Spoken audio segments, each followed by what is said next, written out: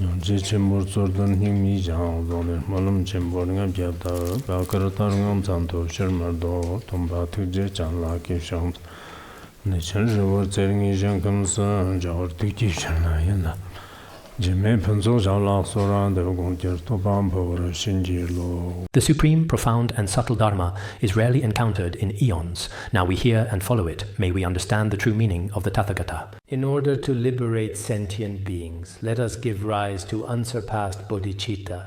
We will now continue our detailed discussion of the Udāna Sūtra, a significant and insightful text. Now we are engaged in the discussion of the chapter on attachment. According to this chapter, as was previously mentioned in our discourse, attachment can actually refer to a deep emotional attachment to other people or to other living beings, as well as to other inanimate things. In fact, all of these are various forms of clinging. If we cling in this particular way, it may prove to be quite detrimental to ourselves, both in this life and in future lives. And it would also waste our precious human rebirth. You see, this point is important.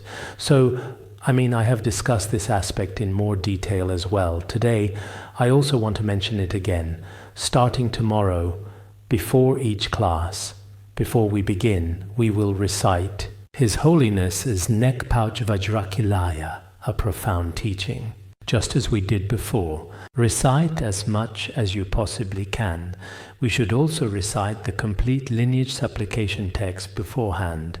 After reciting the sacred mantra, we should recite the offering verse and the praise verse, including the dependent origination mantra, which we may also need to recite. This way is indeed better, so every day we will recite a little bit at the very beginning of His Holiness's Vajrakilaya, because this Vajrakilaya is extremely special. And we also have a very special and profound karmic connection with it. Next, let's continue our discussion.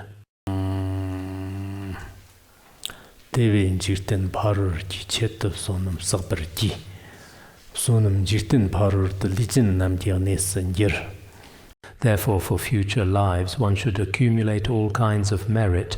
Merit is the basis for sentient beings in future lives. Here, the main point being discussed is this. Earlier, we mentioned that this merit will arrive right on time, just like family members welcoming and greeting you ahead of time, as mentioned before. We talked about the story of a person from the ancient city of Shravasti. Here, in fact, it refers to those who cultivate merit, which is very beneficial for both this life and future lives. Therefore, cultivating merit, we might make some offerings in this life, not being stingy, not being attached to our own possessions. Mainly from the perspective of merit, people who are especially greedy may not be willing to give. They are unwilling to make offerings above or give to those below. As a result, even in this life, they will not gain fame, happiness, longevity, or any true fulfillment whatsoever. And in future lives, there will be no merit to accompany them. Therefore, for us now, generally speaking, when monastics create merit nowadays, they primarily do so through the generous giving of the spiritual Dharma. For lay people, however, if they have the good fortune, they can make some material offerings according to their situation. And if conditions allow, they can also practice the giving of fearlessness. These are among the forms of merit that bring the greatest blessings. Therefore, for ourselves, perhaps each and every person, especially young people, should, in the process of gradually learning, firmly remember these principles in their hearts. Then, within your own ability, even if you don't have much money, you can still rejoice and contribute a little bit. For example, whenever there is a Dharma assembly, even if you only have a little to offer, it will still bring great benefit to your own mind stream. In the future, benefiting sentient beings will also be a very favorable condition. If in this regard not only do you not believe, but even look down on it with disdain, then certainly both your views and also your actions will gradually go against the authentic Dharma. This is not good indeed. Here, as previously mentioned earlier, because those who accumulate merit are happy both in this life and in future lives. Indeed, merit is already waiting for them ahead as if it were prepared.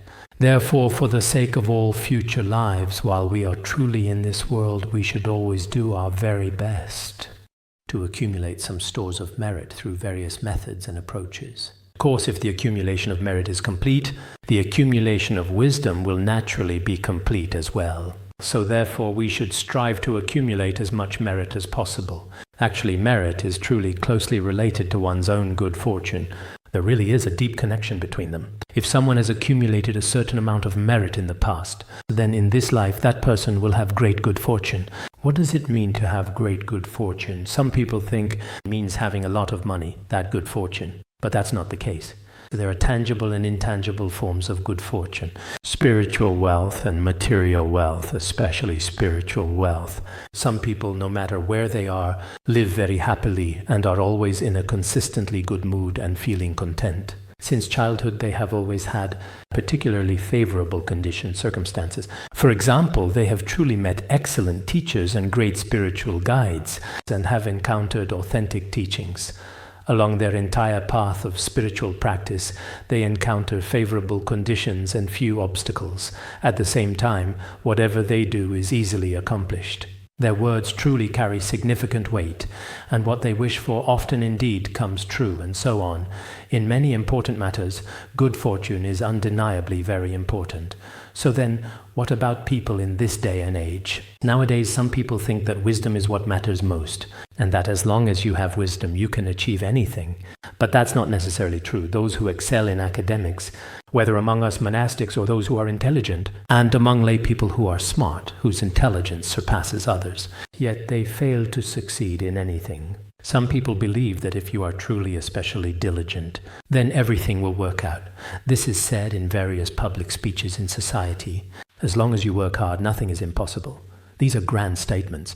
But in reality, if you lack good fortune, no matter how hard you work, no matter how early you rise or how late you return, no matter how extremely hard you work, the more diligent you are, the poorer, the duller, and the more sluggish you become. In the very end, you even sacrifice your health. This kind of phenomenon is also quite common. So whether it's diligence or not, some people think, as long as I meditate well, there shouldn't be any problems. But even meditating well is not a guarantee. If you reach a certain point but lack good fortune, you might end up going crazy from your practice. It's hard to say. When they come out, they were normal people when they went into retreat, but when they finish, they come out with mental illness. This is a real possibility. There are people who think that as long as they keep pure precepts, all will be easy to handle. Nowadays, in some nuns' colleges, this is constantly praised. It does have its merits, but even if your precepts are pure, when you reach old age, you may not be able to finish what you started or benefit sentient beings through Dharma. In the end, your body is plagued by illness, and you end up giving up halfway. This kind of situation is actually very common, so if a person possesses great merit, even if there are some minor shortcomings in other areas, perhaps in this particular life, and especially for the next life, things will be very complete. Therefore, we should diligently accumulate more merit. This merit, it's no exaggeration to say, in future lives, in our next life, will already become the support for sentient beings. What we can truly obtain in our next life is actually nothing at all. All these tangible things like houses, whether it's cars that people talk about nowadays, your beloved partner or your relatives and friends, your parents or your children, all of these truly tangible things will also eventually be gone. And many intangible things as well, including our valuable worldly skills and accumulated wisdom. All kinds of memory, all sorts of teachings, in the end, all will completely disappear. Only the merit truly accumulated through virtuous actions will serve as the support for sentient beings. It's like having something of my very own, just like some people say, when I get old, this child will be my support. But in this very life, we are about to leave. So after we leave, what will be my support in the next life? It is merit. If in this life we practice generosity and uphold precepts, cultivate patience, meditation, and accumulate merit, then indeed, when the next life comes, we can fully believe that this person will be very happy because he has accumulated so much merit in this life. then he will definitely attain happiness in the future. These so-called merits, just as I mentioned earlier, do not necessarily require us to build many temples or make Buddha statues. But if we wholeheartedly, for example, serve the monastic community, I think these actions are also a very great source of merit. I see that many of our lamas and nuns here currently, in terms of language and other aspects, are doing very well indeed overall. In the future, if there are things, including within our academy, that you are asked to do, I hope you won't push the responsibility back and forth. Instead, treat it as a valuable opportunity for yourself, as the best and most significant chance to truly accumulate merit and gain experience. Approach this way. Some time ago, on the nun side, it was mentioned out of several thousand people, they selected a few Dharma tutor who would then teach and explain the Dharma to others. But as a result, many nuns, at first there were more than 50 people or so, but later some said they were sick, some said they were in a bad mood, some said it was because of their family, that there were elderly people at home they needed to take care of. Some people said that once they had left, they couldn't sleep properly and so on. So, in the very end, I heard the number dropped to who knows exactly how many. This shows that our motivation is still not strong enough to carry things through. If our motivation were strong enough, these things wouldn't be an issue at all. Even if it meant dying, it wouldn't matter. For sake of Sangha, teaching, explaining Dharma is best thing to do. If it's not teaching Dharma, even if it's just building toilets for the Sangha every day, I still think that's a virtuous deed. I've built many toilets in the academy myself. In my next life, I think my merit will come from having built some toilets. So maybe I have accumulated a bit of merit from this. Even if there's no merit, at least there won't be any fault. So I hope that here, no matter which department it is in the future, no matter what the matter is, we have gained a kind of wisdom here. Whether it's in terms of language or any kind of specialized technical skill, it would be a pity if, in the end, it never gets put to use. In the future, I also hope that each of you, whether it's translating or doing anything else, right now, you see, there aren't that many people in the academy, and yet there are so many things to be done. At a time like this, if some supervisor asks you to do something, you should willingly accept it. Actually, here, if we compare it to ordinary worldly employment and measure it by some worldly standards, the volunteers here really don't get that tired. It's really nothing much. As long as your heart isn't tired, you won't get tired no matter how much you do. But if your mindset isn't right, even just discussing something for half an hour, having a meeting or just walking somewhere, will feel extremely painful. So when it comes to what we call merit and virtue, never think that, should I go to the Han region in the future and get rich? And after I get truly rich, I'll come back up here, and then I will build a monastery, and think about which direction would be best for the monastery. Or what kind of Buddha statue to make in the monastery. Just like Chandrakirti's father did, at that time, what should I offer this major patron? What should I give back to that secondary donor? This kind of mentality.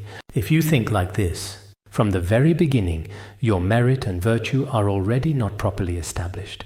True merit and virtue were just like those of the great masters of the past, who wholeheartedly did many things for the monastic community, for the three jewels, for sentient beings and for society.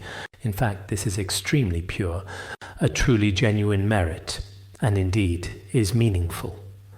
Just like the revered Catholic nun from the past, Mother Teresa, a figure widely recognized for her unwavering dedication, who diligently practiced countless virtuous and compassionate deeds throughout her entire life. Later, when she eventually passed away in the year 1997, both the Prime Minister and the President of India attended and held a state funeral for her. She was a very ordinary religious person, but the many things she accomplished in her lifetime were things that people in politics or business around the world would find very difficult to achieve. Most of us probably couldn't do as much as she did, but it seems that in reality, many people are just very small and truly insignificant individuals.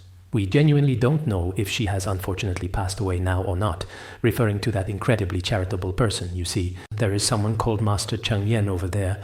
Master Cheng Yen of Tzu Chi. She also appears to be someone who on the surface is just an ordinary monastic.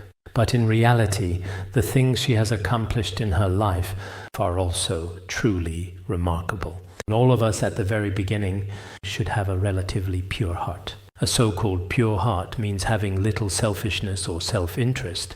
It might be very difficult to have none at all, but having less selfishness and self-interest is the foundation of merit and virtue. Merit can give rise to heavenly realms. Merit can lead to superior places. Cultivating merit in the human world brings about favorable results and wishes fulfilled. This is probably mentioned in the Udāna Sūtra Sutra. Merit can lead to rebirth in the heavenly realms in the future. Merit can surpass all else. If we cultivate merit in this human world, then as a karmic result, things will go as we wish. As for what is called merit and virtue, a heart that is selfish and self-serving, doing things just to promote oneself, or to gain a bit of fame or a bit of happiness for oneself. Many people in the world today are like this, accumulating merit for themselves. And what is their purpose? To enjoy themselves. In fact, hedonism within Buddhism is considered low level, not to mention Vajrayana Buddhism. Even in Mahayana Buddhism, if one seeks pleasure for oneself alone, this is not even considered a proper conduct for a Buddhist practitioner, and may not even qualify as such. Therefore, the power of merit and virtue is indeed extremely great. Of all the powers in the world, none surpasses merit and virtue. There should actually be a sutra called the King Ashoka Sutra. There are so many kinds of power in the world, but the immense power of merit is truly hard to surpass. Previously, in the words of my perfect teacher, it was also mentioned that diligence, as great as a towering mountain king, is not as good as accumulating even a small amount of merit. I won't say it in Tibetan, otherwise, when they process the documents, there will be too much Tibetan, which is a bit troublesome. What I mean is, I wanted to share what I know, but Tibetan flows better. Where were we? This merit and virtue are truly very important for our future lives. We really are quite fortunate, aren't we? I always think, let's not talk about anything else. After class in the evening, everyone truly comes together to discuss, then to teach and to listen. This itself is also a great merit indeed. The Buddha spoke in the sutras. He spoke Ananda or Maudgalyayana. It was to Ananda, right? At this time he asked, if two people accumulating merit, what is the greatest merit? The Buddha said one person listens to the Dharma and one person teaches the Dharma. This is the greatest merit. It seems this is mentioned in the aspiration prayer for rebirth in Sukhavati, or quoted somewhere else, or many great masters often cite this profound question, what truly is the greatest merit in this entire world? If there are two people, one listens and one teaches after finishing one verse. Then again, one listens and one teaches. This truly is, within the entire human world, the most profound and greatest merit. Therefore, we should cherish this precious kind of opportunity, and everyone should diligently cultivate this extraordinary merit. It's really very important. Those who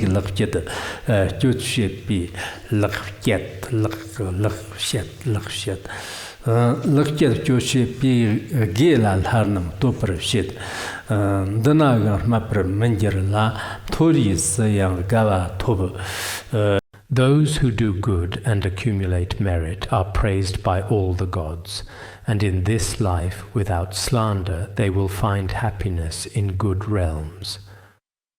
So what is the meaning of it? That is to say, to do good is to practice virtuous deeds, and to cultivate merit is to do good and accumulate virtue. As we often say, to do good deeds and accumulate virtue, including our diligent cultivation of merit, is truly important. For example, making offerings and giving alms, reverently circumambulating sacred stupas, reciting mantras, releasing living animals, and engaging in all kinds of virtuous and meritorious practices. Nowadays, some of us who love to study the 5 great treatises have a certain shortcoming, which is lack of continuous accumulation of merit. Generally speaking, in many places like Tibetan region, the local villagers all typically hold prayer beads in their left hand and a prayer wheel in their right hand, and are often reciting mantras aloud. Such habits and virtuous actions are quite common. But for those who study the 5 great treatises, they basically just hold some prayer beads, but there are no marks on the beads, and they only use them during debates. Other than that, when it comes to reciting mantras, they probably have no idea how many mantras they've recited and can't remember themselves, nor can the prayer beads help them remember, because there are no markers on the beads. So generally speaking, when His Holiness Jigme Phuntsok Rinpoche was still very much alive, he often always told us we should hold prayer beads in our hands, and whenever we have time, we should use them to recite mantras. Even just holding them in your hand regularly is a source of merit. When His Holiness was nearing parinirvana, he held a prayer wheel. Before and after classes, a few Khenpos and Khenmos discussed, at the very least before and after class. If we use a prayer wheel, we basically use it for more than half an hour each time. The merit from this is truly immense. Chöme Rinpoche and other great masters have cited various scriptural sources to explain that the merit from this is extremely great. This is something good. However, when it comes to holding a prayer wheel, there may be certain situations where you need to be mindful. Nowadays, some people in the city, whether they are at their work or traveling on the train, if they carry a prayer wheel with them, some people will look at you with very strange expressions. This might not be particularly good, because others don't know about its merits. And if you're sitting on the train, spinning it in front of others, people might think, what is this dizzying thing? What on earth is that? They might feel a little bit uneasy about it, but these individuals are actually very kind-hearted people, because they themselves have a deeply ingrained and rooted habit. Wherever they go, they never ever give up spinning the prayer wheel. So among some of our Khenpos, there are also those who, even at large conferences, devout individuals consistently hold a prayer wheel in their hand, and no matter what others might say, they simply continue to spin it. On one hand, this practice brings forth immense merit and positive energy, but on the other hand, sometimes, whether we are monastics or indeed just practitioners, we need to observe other people's expressions and pay careful attention to their attitudes. Otherwise, we might truly think we're doing something very good. But from others' perspective, they might not know if it's appropriate for that occasion. Here, it's perfectly fine for us. It's great to hold a prayer wheel, but when you're on a plane, among all the people on the plane, if you stand up and hold a prayer wheel, or on a train. I remember when I used to take the subway, I once saw a practitioner. He was holding a prayer wheel, but when he was holding the prayer wheel, everyone was seeing a prayer wheel for the very first time, so they kept staring at him intently, feeling very curious about it. So this kind of thing, you see, I'm not saying it's good or bad, but if you often do these things, it's doing good deeds, accumulating merit. As for people like this, in reality, not to mention in our human world, there are probably groups in the world who don't believe in Buddhism, so you might not necessarily be praised for it. As I said, some people might even criticize it. That's certainly a distinct possibility. When we were quite young, if we happened to see a prayer wheel, others would want to burn it. There were all kinds of situations, so things like this happened too. But generally speaking, for people with good fortune, those who consistently do virtuous deeds are often praised. In this present life, they typically live in relatively good environments, and there won't be any slander against them. In the next life, they will attain a good rebirth, either in the human realm or in the heavenly realm. If they are reborn as humans, they will also be joyful and indeed happy. They will experience a sense of joy. A person with genuine merit, whatever they think of, it invariably comes to be. As long as someone possesses such merit and maintains a pure intention, they possess a very great kind of karmic connection. In the past, Nagarjuna Bodhisattva, in the 10 stages Vibhasa Shastra, also said, for example, if salt is put into a large body of seawater, it is impossible to taste it. But if you put it into a small container, then it becomes very flavorful. In the same way, when it comes to certain negative karma, in front of someone with true merit, it will not taint them at all in any way. Even if a person of great merit commits evil deeds, they will not fall into hell, but instead experience lighter retribution in this very life. Generally speaking, people with true merit will not fall into the depths of eternal hell. Even if they do have to endure some consequences, they experience them quickly, and then it is already completely resolved. Therefore, we must all truly learn to properly value merit and its inherent worth. Otherwise, the older, more experienced practitioners we currently have now, in Tibetan region, things are still relatively good, but in the Han regions and various other places, some of the older people are quite set in their ways, and they are not very obedient. Those who receive special education in the past, especially young people who want to influence their parents, find it very, very difficult. It's almost impossible for the elderly to really change their ways.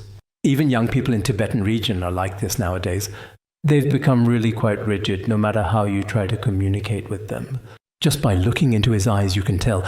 The moment you see him, you think, oh, this person must have studied in another city. He probably went there for school.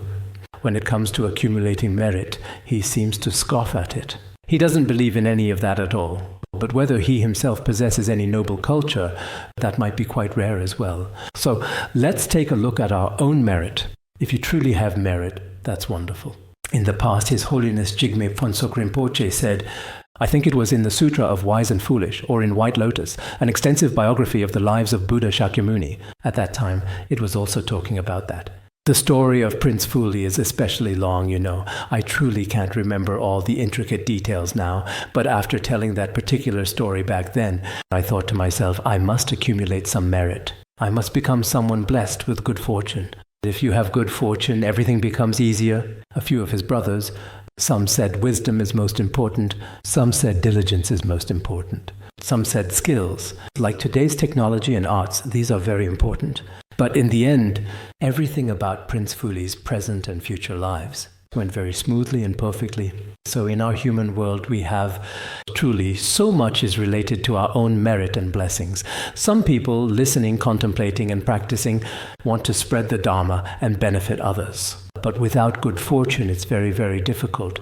Some also really want to be a good practitioner, but if they lack good fortune, they might encounter people with wrong views along the way and eventually end up going completely astray. Some people really want their whole lives to be a pure monastic, but if they don't have the merit, they encounter all kinds of obstacles, and in the end, it's impossible to achieve. If one has merit and virtue, all kinds of favorable conditions will arise. Even if there are some obstacles, those obstacles just pass by without much impact and don't cause significant harm to oneself. So, as one of our Khenmos once said before, I've stayed here for 20 years, and it's not because of anything else. My merit is so great. Later, when I thought it, I realized she was right.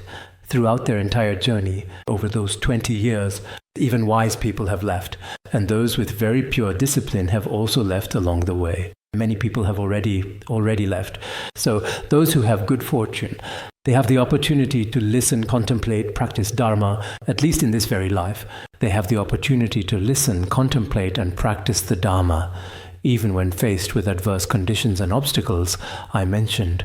These obstacles just brush past them without causing harm, but for those without merit, obstacles arise. In the end, they simply cannot even properly maintain their own physical health and well-being, or their minds become unhealthy. Eventually, there's always something wrong.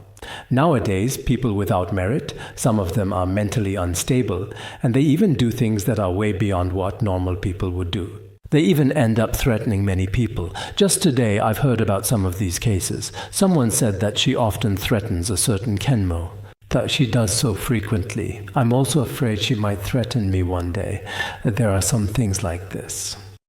If you truly have merit, nothing much will happen to you.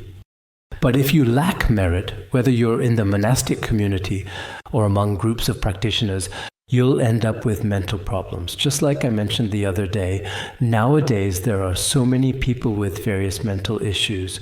Some are actually in a sub-healthy mental state. Some have already developed real mental problems. Actually, people like this themselves, in principle, should want to be a good practitioner, to be a good person. They have this intention, but they lack merit. Or perhaps due to negative karma from past lives, they have already become like this in this very life. At this point, everyone feels helpless.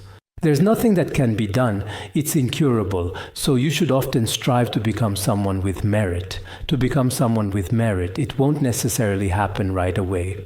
If you want to know your past life's causes, look at what you're experiencing in this life. If you want to know the results of your future lives, look at what you are doing in this life.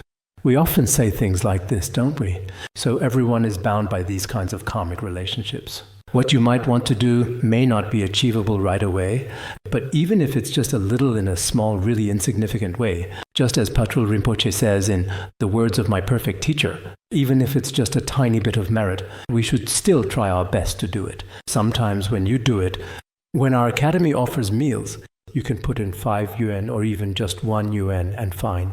When offering lamps, even 1 yuan is enough. In the past, it was just a few cents, and that was fine too. This is something anyone can do. If you do this indeed, even with a large monastic community, it's a small act, but it is meaningful for your present and future lives. It is meaningful for you. So, everyone should truly value this significant merit, and you still absolutely need to take it very seriously. Otherwise, without merit, you may not succeed in anything. Now, for example, during the college entrance exams, students usually have a good attitude and perform well at school. They have a great attitude and are quite intelligent, and they are always among the top students in every subject. But when it comes time to actually take the exam, they either become unwell or start failing crucial tests. Many things are like this, and for many people, their whole life is closely related to their merit. This concept is deeply connected. Yesterday, a guest from my hometown came to visit me. The two of us talked a bit about our time in middle school. He had simply dropped out in the middle of everything and just abruptly left. But after he left, he still had good fortune. Later, he accidentally got accepted into a certain place. After he got in, many people who had better grades couldn't make it, but he passed very smoothly. At the time, I joked with him, saying it really does have to do with a person's merit. Sometimes grades aren't everything. He said, my grades weren't that great either. But I skipped school, and after I skipped school, I happened to find an opportunity by chance. At least I haven't suffered in this life. My iron rice bowl has always been very secure. That's what he said. We said, indeed, everyone is truly just like this. Monastics are like this too. And so are lay people. Every person in this life is still closely connected to their own personal merit and good fortune. Everyone should clearly understand this important aspect as well.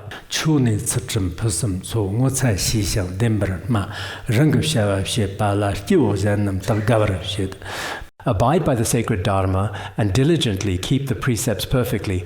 Always know a sense of shame and speak honestly and truthfully. Do things that are truly beneficial to oneself and others, and everyone will undoubtedly be pleased and content. There is a significant story about this.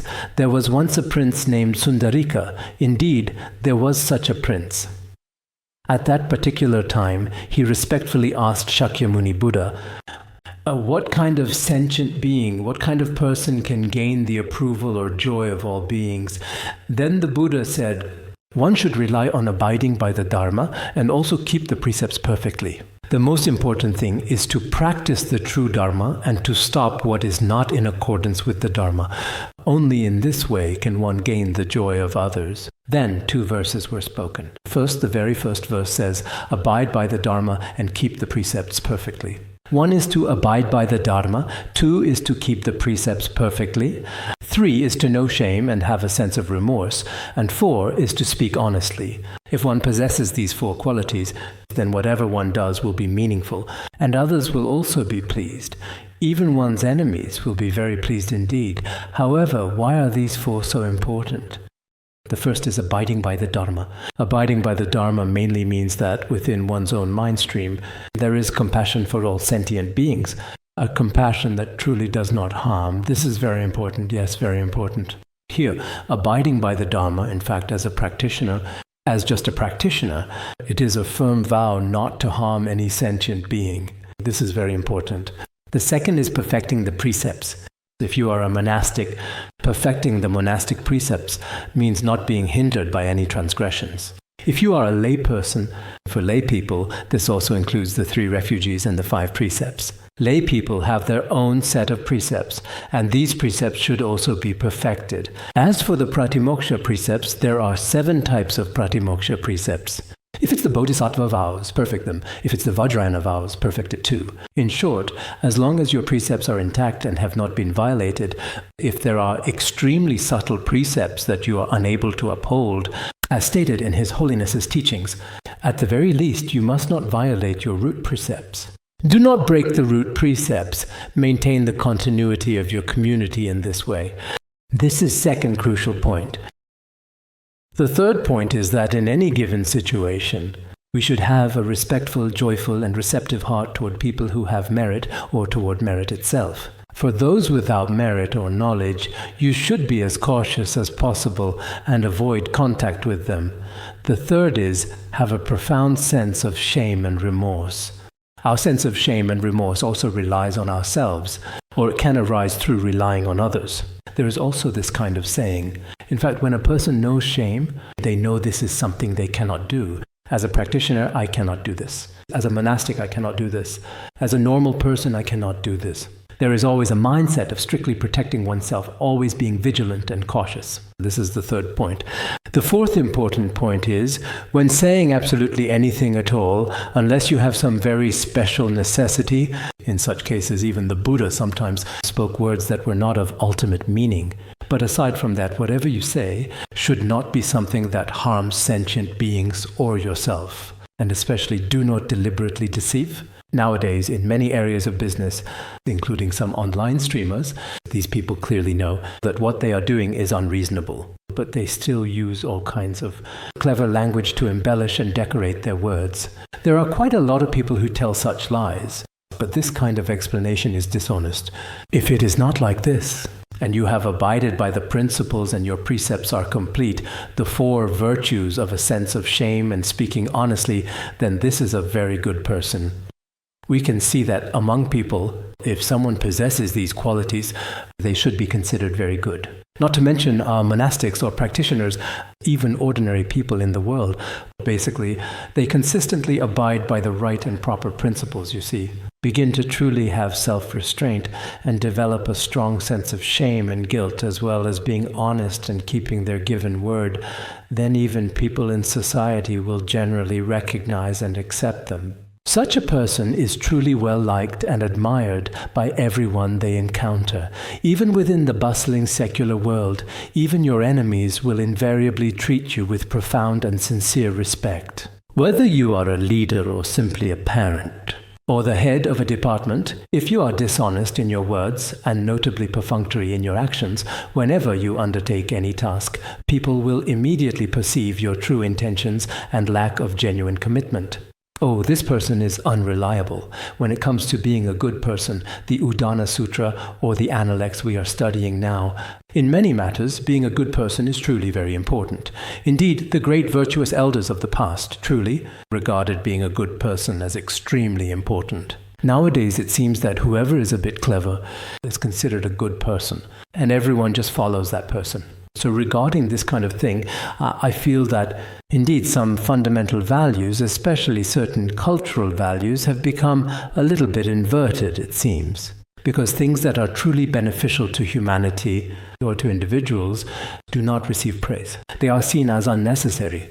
And perhaps for oneself and others, things that are actually harmful end up being praised. For example, if someone creates, sometimes I think this way, if a person writes an exceptionally good treatise, a treatise that is truly meaningful, many people may not necessarily praise it. They don't say, oh, this treatise is great, or can I get a copy of this book? People don't say things like that. But if someone buys a luxury car, everyone says, wow, when will I be able to afford something like that? Wow, he bought a car. In our daily lives and casual conversations, in the frequent chats we have with each other, and in our usual daily topics of conversation, you can tell that people's values are not rooted in culture, not in philosophy, not in a true and profound understanding of cause and effect, but rather in something very simple, some contaminated wealth or perhaps appearance, or even some false reputation. For example, some are gained through the news or through very inauthentic means. People will truly begin to really hype them up. Wow, then they will really start to These days, it's really easy to become famous, you know? Some people will stop at nothing, saying really nasty things, constantly insulting others online day after day. They curse people, whether they have a reason or not. Before you know it, this person becomes famous. After becoming famous, gets money. With money, thousands of people support them. Nowadays, the audience aren't all that truly wise. If someone genuinely possesses wisdom, and then they compose a treatise. Just look at a single treatise, like when Master Asvaghosha wrote a treatise, or when Bodhisattva Shantideva composed a treatise, whether in our Tibetan region or in other places elsewhere in the world. When one person writes a treatise, how many people does that save? But generally speaking, no matter how many treatises you write nowadays, they don't really get much recognition. And when it comes to our truly current core values, why is it that there are no philosophers nowadays? No scientists, no poets. However, several decades ago when we were all very young, we would say, oh, that person is very skilled in poetry. That person has excellent writing skills. That person is a great speaker. That person has great virtue. Basically, all these positive values might not quite align with some of the things we talk about now. They're not really the same anymore. Nowadays, if someone is considered good, it's because they have a lot of fans. As for what someone says, of course, speech is also, if someone truly speaks well, for an actor, that is truly a valuable skill, a distinctive kind of merit they genuinely possess. But in reality, many of us are profoundly and extremely admiring of this particular value system. That's just how it is. So I don't know, among you all, if anyone says, oh, this classic is really good, I recommend you read it. Or this treatise is especially excellent. I gained a lot from reading it. Or, wow, this spiritual practice is really good. Is it possible to receive some kind of transmission from someone? Back when we first arrived, we couldn't obtain the transmission of this Dharma. Could we get those key instructions? Could we receive them from a certain teacher? It seemed like even in our dreams we were always talking about these things. So, I don't know, maybe now things are a bit better than before. Next, let's talk about, we don't know if everyone is happy about this. Would people be happy about these things? Maybe these aren't things that make everyone happy. What truly makes everyone happy are material things like cars and also houses, or a mobile phone, or listening to songs that sound really quite nice, or simply being very good looking, or having a wallet overflowing with money and so on. I don't really know, right? When you act for your own benefit with genuine intentions, others around you are also genuinely happy and content. In this present life, you will gain praise and recognition, and in the next life, you are destined to be reborn in a good realm.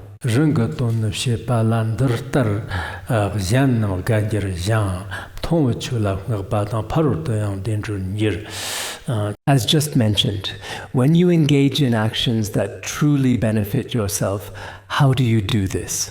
Like the 4 things we talked about earlier, which are the 4 things such as abiding by the Dharma, holding the precepts perfectly, then others are also really happy. You yourself also live very well, with right understanding and mindfulness in all aspects. Very good. Others are also happy. In reality, people also praise your virtues.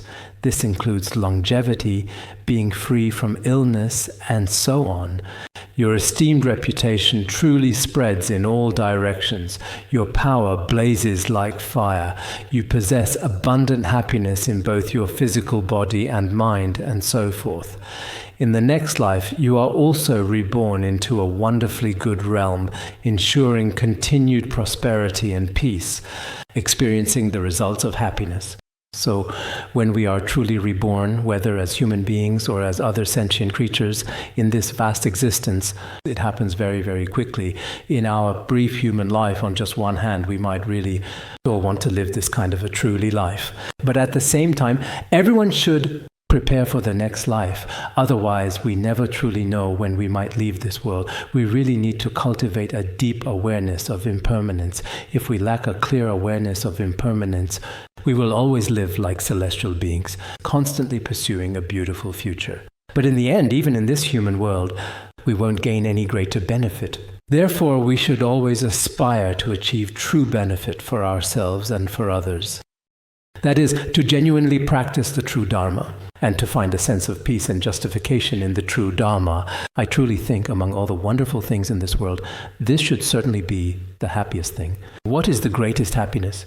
It's having confidence about your life and death. I wouldn't dare say you have complete confidence or that you've realized the great perfection. I wouldn't dare to claim that. But at the very least, in this very life, you haven't committed a significant amount of negative karma. And by acting in this particular way, you indeed carry it forward truly into your next life, which is also very good. If we can end this life in such a state, if we can finish this lifetime like this, I personally think that is very good. Because even though now is a rather dazzling and confusing era, at least relying on the blessings of the gurus and relying on the great kindness of the gurus, at the very least, in this world, we have truly done some very meaningful things. At the very least, every single day, even if it's just reciting the King of Aspiration prayers just once, the merit of that, indeed, is something difficult to achieve in other worlds. If we didn't have this identity and didn't have this opportunity to practice in hundreds of thousands of eons, we still might not be able to easily find it. So both this present life and all future lives are related to the accumulation of merit, I suppose. Because now, regarding this particular chapter on attachment, let's not talk about other kinds of love or attachment. Let's not discuss that. Let's just talk about merit. When we talk about merit, we need to prepare for our future lives. The result of not being negligent like this is that we ourselves should also practice some virtuous deeds. Actually, a person, especially a practitioner, and really all of those other superior things like fame, wealth, or status, none of these are truly important. One should indeed strive to be a good practitioner oneself, to spend this short life well. This might be the most important thing. Everyone should really put effort into this particular area. This is indeed very important for all of us. Tamna nangwe tsikma tang murgu shole loba la tambar namnal gavre she tamba maya gamangir. Speak in accordance with the Dharma and stop unreasonable actions. The virtuous rejoice at these, the wicked take no pleasure in them. This was when the Buddha was at Vulture Peak Mountain. After the 15th day Uposatha ceremony, he then gave them profound teachings on abandoning all evil and practicing good deeds. At the same time, he also explained to them, for example, having the right understanding, practicing right mindfulness, and showing diligence, and other principles in accordance with the true Dharma.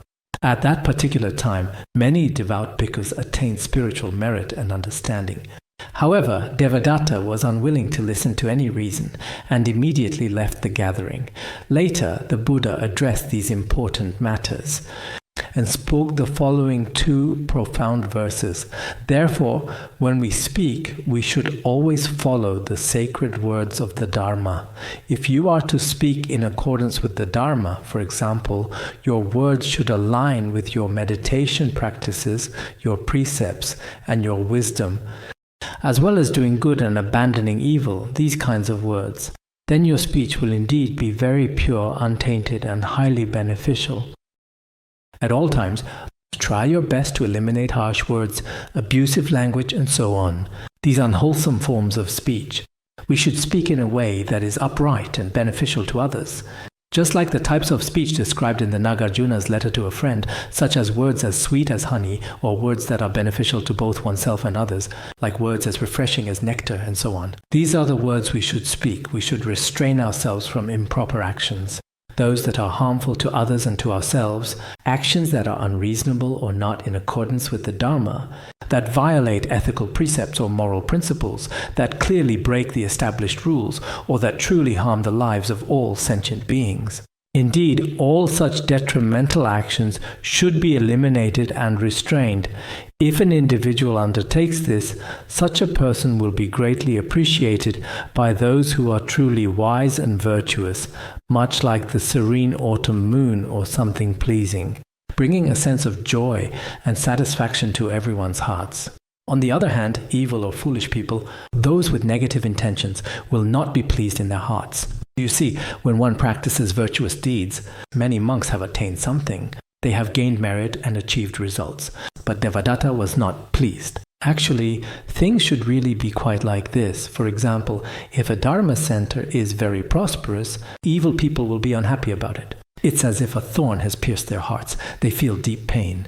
When a certain Dharma center starts attracting more people, they start to complain or criticize in various ways. They feel very hurt and unhappy inside. But virtuous people, they rejoice wholeheartedly, thinking, wow, this is truly wonderful. The Dharma is indeed flourishing.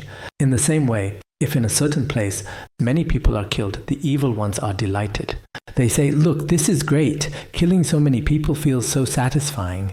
Isn't it wonderful to kill people so ruthlessly? They are actually very happy about it. But virtuous people are especially distressed. They think these are all living beings. These are all sentient beings who are so pitiful. So between evil people and virtuous people, there is indeed a difference. There really is this distinction. Therefore, in the Nirvana Sutra, the Buddha also explicitly stated at that time, those whose views have been corrupted, that is, those with wrong views, who have committed many negative actions, and whose overall views have already been thoroughly corrupted. Those who truly possess right view have immeasurable merit. This is also explicitly mentioned in the Lotus Sutra that if one tolerates truly evil people, such a person is indeed deluded. For example, some individuals specifically kill others and wantonly destroy Dharma centers. In such cases, if we have the ability, we should stop them. It is truly and utterly unreasonable not to proceed with doing so. If we have the ability, we must stop them.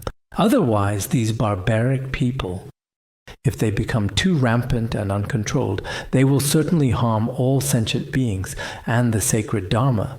In the Poison Destroying Peacock Mind training, there is a chapter specifically about what to do when Buddhism faces danger. At that time, we should stand up together to confront it. Even if you are someone who has taken the Pratimoksha vows, you may temporarily set aside your vows, and after setting aside vows, you can participate in battle.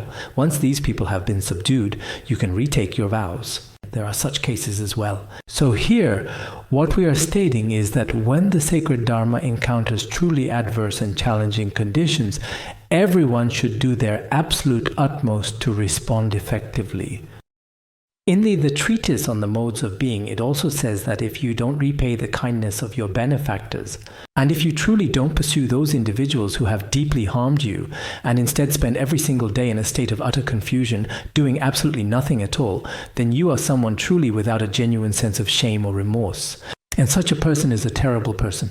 They are unable to make any choices or distinctions at all. If Buddhism is being harmed right beside you, and you remain completely indifferent, or if innocent beings are being killed nearby, and you don't even try to save them, in fact, sometimes we are powerless to help. We truly want to do something significant, but there are all kinds of limiting factors and constraints. There's absolutely nothing effective we can do about it. We can watch helplessly. We can stand by. There's nothing we can do. That's all we can do. Because apart from that, you really are powerless. Sometimes we witness many things that are impermanent. Many things are beyond our control, yet we can do nothing about it.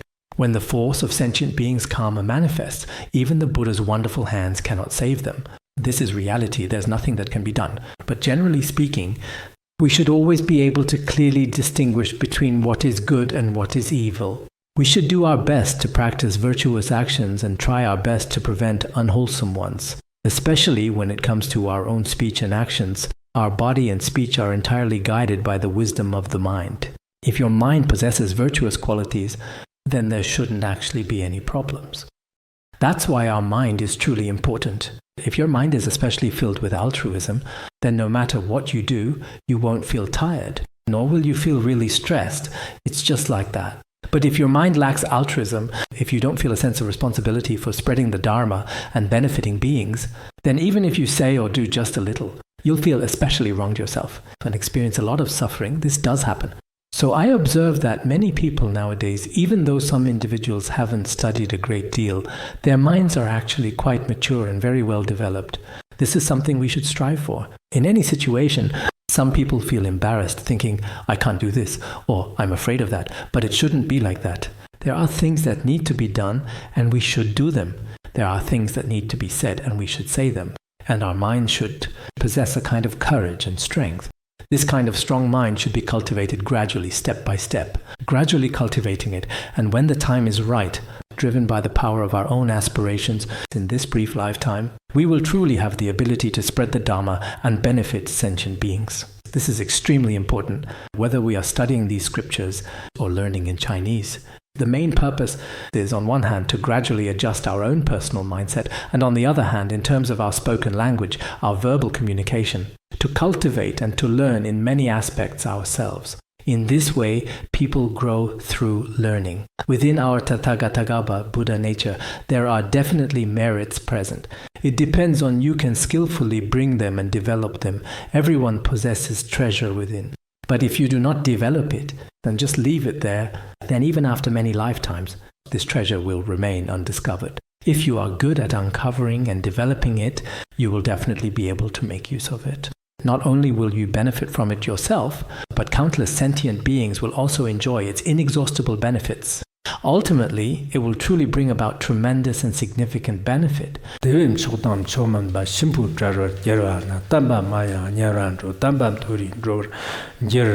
Both the superior and the inferior, at the end of their lives, must part ways. The wicked fall into hell, while the virtuous are reborn in good realms. As mentioned earlier, among us humans, there are those who are exceptional wise ones, the superior individuals, and there are also those who are inferior, essentially evil ones, similar to those on the path of the inferior. These two types of people live in the world in exactly the same way. The virtuous also live for many, many years, and sometimes the wicked may even live a bit longer. Generally, bad people seem hard to kill. Good people die quickly. Everyone feels it's such a pity, such a shame. They just leave a little earlier. But there really are some bad people, and many people wonder, why aren't they dead yet? But instead, they just get healthier and healthier. Sometimes when a bad person falls ill, people are happy for a moment, but after a couple of days, they're even healthier and in a much, much better mood. So generally speaking, bad people and good people end up quite differently indeed at the time of death. Everyone goes their separate ways in the end. Good people should naturally head toward good realms, while bad people end up in bad paths. This is an eternal and unchanging truth of the universe. In this world, when bad people hear the names of good people, they feel jealous and resentful, but rejoice when they hear of evil. There is still a big difference between the two. In the Sutra of Wise and Foolish, which we've quoted before, it also shows that good and bad people in this world are indeed different to some extent. No matter what, it's best for us in this very life. Don't become a bad person. After death, you might fall into the Avicii hell, or some other hell, which would be truly pitiful. At the least, we should strive for a good rebirth. Of course, from the ultimate perspective of Buddhism, good and evil do not exist, nor good or bad realms. But that's speaking from the standpoint of ultimate reality. In the temporarily illusory world of conventional truth, good and evil both truly exist. Okay, this concludes chapter 5. Next, we will thoroughly discuss chapter 6, the chapter on discipline, in detail.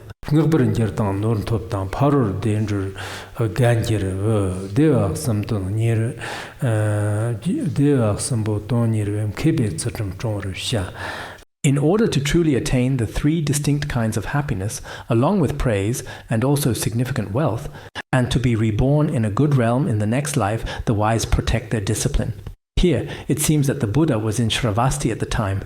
At that time, some monks gathered together and discussed what the three distinct kinds of supreme results truly were at that moment. One is that a person with truly merit and wisdom receives praise. Another is that if one indeed has good fortune, it cannot be taken away by others, and is to be reborn in the heavenly realms. Regarding these three, the Buddha explained, using the following sacred verses to expound upon them. The profound meaning here is that in order to truly seek genuine happiness, both the happiness within one's mind and body must be considered. Which are the three kinds of happiness? What exactly are these three kinds of happiness? Actually, this chapter mainly focuses on discipline. Why is the chapter on discipline discussed immediately after the previous one? The main reason is that previously we talked about attachment, and if attachment is completely cut off, if both attachment and aversion, as well as hatred, are entirely eliminated, it means that discipline can become absolutely pure. Because in our worldly life, many precepts may be difficult to uphold if attachment is not severed. If attachment is cut off, then non-attachment is also cut off, and its opposite, hatred, is also eliminated. If these two are eliminated, then discipline can become pure. Therefore, after discussing attachment, discipline becomes very important. The main focus here is on the chapter about discipline. Now, the first verse in the chapter on discipline. In order to attain the three kinds of happiness, the three types of happiness to be gained are, first, having a truly very good reputation, being well known, which is something that everyone feels is very necessary. People who have a truly good reputation, isn't it the same online nowadays, becoming famous first? Some of them say, even though they feel very embarrassed about what they say and do, for the sake of becoming famous, they endure it no matter what. As long as they can become famous, that is most important. That's precisely what they always say. So once they have achieved fame, they think everything else will become much easier. Then comes wealth, which includes gold, silver, and other forms of wealth. There is also the happiness of being reborn in a good realm, such as the heavenly realms in the next life. As for these things, if those wise men want to obtain them, they should uphold the sacred disciplines. Without these essential disciplines, none of these can be attained. It is through the disciplines, and there are also many analogies about disciplines. For example, sandalwood, coolness, and so on. There are many such terms. So we often call these precepts Shila, and Shila means coolness. Such ethical precepts, which are fundamental principles, for those who are wise and intelligent, they can transform what is unreasonable into what is reasonable, thereby eliminating all forms of negative actions and undesirable behaviors. Therefore, this is also very important. It is said in the Mahaprajna Paramita Shastra, for example, there are many analogies, such as in the midst of great illness, precepts are like good medicine. In the midst of great fear, precepts are like a very strong protection. This means that in times of illness, precepts are indeed like good medicine. And in times of fear, precepts are like a safeguard. In darkness, precepts are like a bright guiding lamp. In the lower realms, precepts are like a bridge, and so on. There are many such analogies used to explain this. Therefore, for the truly wise, then indeed one might say, those who can attain the three great kinds of happiness mentioned above should all diligently uphold the precepts. That is the very meaning here. Next, now, Pagdam Tonga Pansogdan Jikten Jivar Tenjirbu, Jikten Jivar Tenjirbu, Nerjan Datam Tonga Yi, Kibitsatum Tonga Shia. It discusses the protection of precepts from another perspective. How do the wise safeguard the precepts? From which aspect? First, the noble ones. The noble ones have perfect vision. The world relies on their tranquility. Seeing this and other such qualities, the wise safeguard the precepts. As for the noble ones, they eliminate all their obstacles through listening, contemplation, and practice, and thus have eradicated all their own hindrances. After that, they attain a certain level of wisdom. These are the noble ones who have distanced themselves from evil. So, from the perspective of the truly noble ones, one aspect is perfect vision. Perfect vision is equivalent to the first Bhumi Bodhisattva, or the path of seeing as described in Realizing the Ultimate Truth. Then, in the world, after completing the path of seeing, one proceeds to the path of cultivation. On top of seeing, one cultivates the path. Then comes tranquility. One becomes a tranquil one, the basis of tranquility. The basis of tranquility refers to the path of no more learning. This means that whether it is the path of seeing, the path of cultivation, or the path of no more learning, upholding the precepts is very important. Because all these layers of merit are entirely attained through upholding the precepts. Precepts are necessary to attain the paths of seeing, cultivation, or no more learning. That is impossible. And just aside from this, in all other significant and important aspects, many worldly merits and achievements apart from this, and all kinds of supramundane merits, including the overall happiness and the longevity we often talk about in our lives. These worldly merits and all the various adornments of body, speech, and mind in the supramundane, all these merits actually come from upholding the precepts. Therefore, the wise believe that protecting and maintaining the precepts is extremely important. Generally speaking, in the Mahaprajna Paramita Shastra as well, the precepts are divided into several aspects. Generally, for those on the path of the lesser capacity, upholding precepts leads to human rebirth. Medium capacity individuals attain heavenly rebirth. Greater capacity individuals reach the highest heavenly levels. Some attain the 4 dhyanas and 4 formless absorptions. These are the 3 types of paths in the world, divided this way. The precepts are the basis for attaining these states. Therefore, for the wise, for those with wisdom, upholding the precepts is truly very important indeed. In summary, whether worldly or supramundane is the very source and the root of all merit is the precepts themselves. If there are no precepts, all worldly and supramundane merits cannot possibly arise at all. Therefore here, as someone with true wisdom, one must consider this deeply. One should uphold the precepts. Indeed, those who are truly wise and blessed know the importance of upholding the precepts from the very beginning. They maintain them well throughout the process, and they will finish well, ending with goodness. Once one has the precepts, whether spreading the Dharma and benefiting sentient beings, or engaging in one's own practice, everything will be complete and perfect. All right, we'll stop.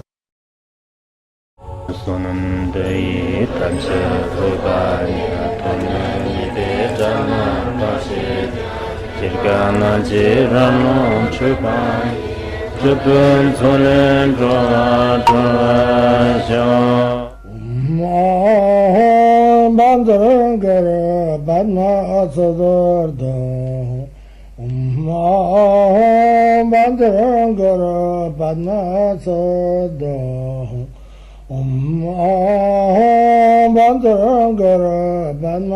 L23